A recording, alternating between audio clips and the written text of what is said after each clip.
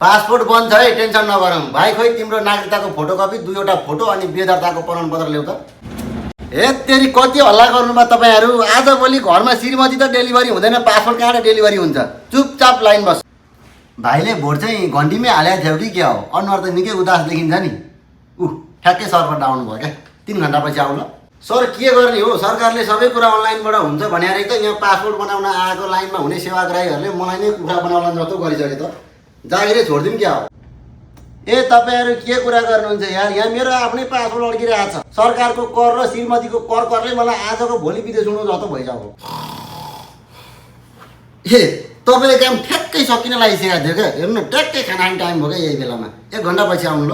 ल ल ल सुन्नुहोस् त, मेरो चाहिँ घरबाट बुढीको फोन आयो, ट्याक्कै घरमा ग्यास सक्यो अरे। म आफै चाहिँ ग्यासको लाइनमा जानुपर्ने भयो। अहिले ठ्याक्कै सर्भर पनि डाउन भयो। तपाईँहरू भोलि आउनुहोस् ल। के गर्नु हजुर, बाँच्नु त पर्यो नि। ए बालेन सरकारले विधि विधान मिचेको भन्दा चर्को तपाईँहरू लाइन नमिच्नुहोस् त। सोसियल मिडियामा मात्रै अनलाइन, यहाँ त सबै लाइनमै हुन्छ। ए सुन्नुहोस् त ल, तपाईँहरू सबैको पासपोर्ट बन्यो होइन? अब घरमा गएर फोर्गेट पासपोर्ट गरेर नयाँ पासपोर्ट चाहिँ घन्टी टुङ्लुङ टुङ्लुङ राख्नु है।